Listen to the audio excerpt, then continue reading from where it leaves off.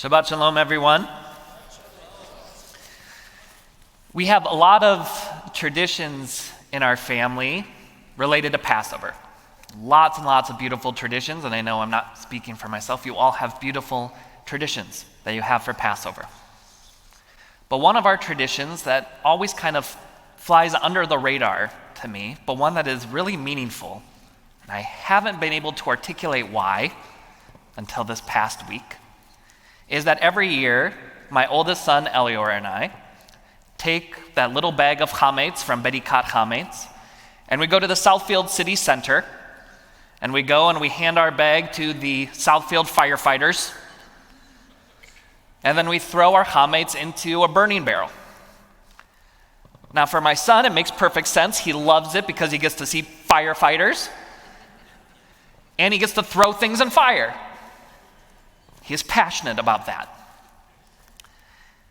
But for a long time, for about these 4 years that I've been doing this with him, I have these really emotional responses to it, and I haven't fully been able to understand why.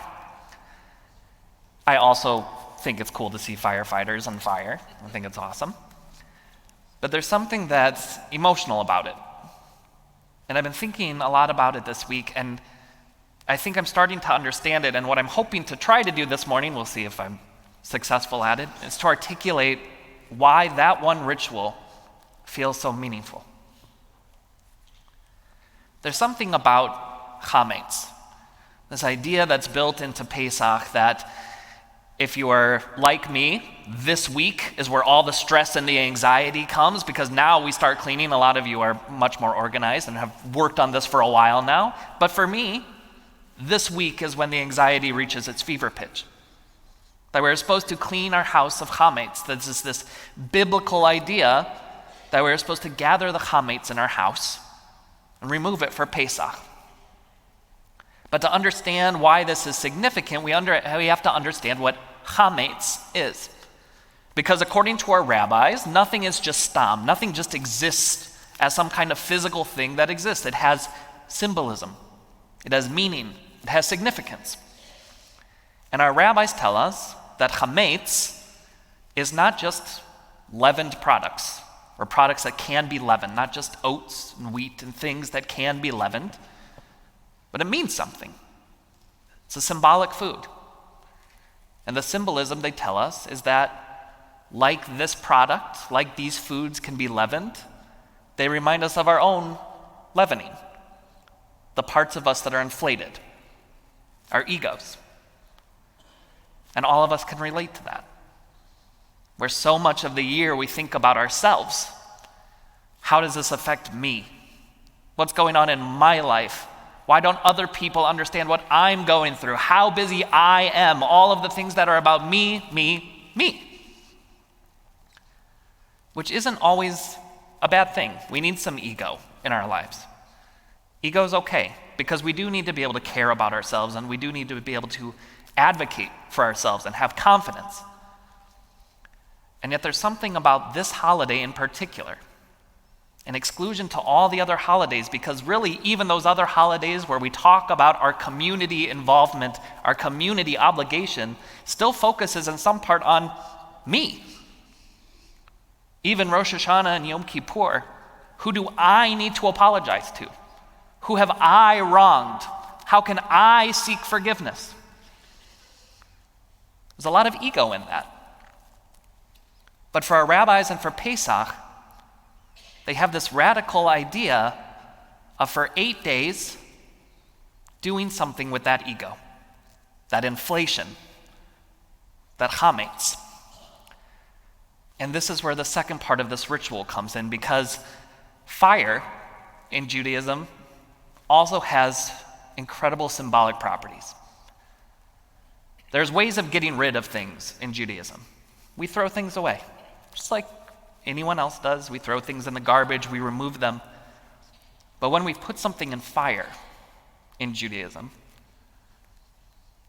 it means that we offer a korban. It means that we offer a sacrifice. When we give a sacrifice to God, we put it on the altar, and the fire consumes what is on the altar and brings it to God. Now, which is why it is incredibly significant that on Pesach we don't just get rid of our chametz. We take our chametz and we offer it. We burn it, which takes away the entire value judgment of what we usually associate with chametz. Chametz bad, everything else good. If we look at it this way, then we understand that chametz is not a negative thing. It's a thing that exists. Our egos exist. Our ideas, our focus, our insistence on ourself exists. But on Pesach, our rabbis are asking us to do something radical and saying for 8 days, we don't get rid of our ego, we offer it to God, which is very different than just getting rid of it. We take all of the focus that is on us and we give it to God. And by extension, we give it to God's creation, which means the people sitting next to you, your friends, your family. And I know that especially meaningful for some folks in this room right now, for the people that aren't joining us at Seder this year, who won't be there. That's what it means to give up ourselves. For 8 days to focus on who's with us and who's not with us. And my friends, that's what the rabbis talk about means freedom. That's what it means to be b'nei chorin. That's what it means to be free. Because the freedom of the Pesach Seder is not just about reclining to our left and drinking wine. The freedom of the Pesach Seder is that we get to let go of all of the meshugas that is us. And for 8 days we get to focus on this. And that's a beautiful, beautiful act of freedom. It's not an easy one. Because in our modern world where we are constantly online and engaged, it's a lot about us. But my prayer for all of us as we head into Pesach this year is that we can find a way to take all of this and not just get rid of it, but offer it. All of those times, all of those moments, all of the stress and anxiety that is inwardly focused. And that we can give it to God and we can give it to God's creation. The sparks of holiness that exist around us. And so this year I'm excited. I'm still stressed. I am very stressed. There's a lot of anxiety in my house right now as we get ready for Pesach. But I'm really looking forward to Friday morning when Elior and I get to go to Southfield City Center and we get to see the firefighters. And we get to throw our chametz into that burning barrel. Because what I've realized is that morning, I'm not focused on anything else. Not about the house, not about the Seder, not about what needs to be cleaned or whatever. I'm focused on my little boy who's having the time of his life and who's smiling and who's getting to finally enjoy this moment of Passover that he looks forward to all year. Saba and Safta know he started singing Pesach songs 5 months ago. But I get to hold on to him because that's what freedom is. To be able to let go of us and to share that freedom with those around us.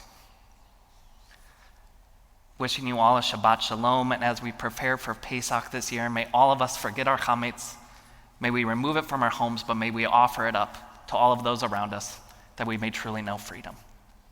Shabbat Shalom and an early Chag Sameach.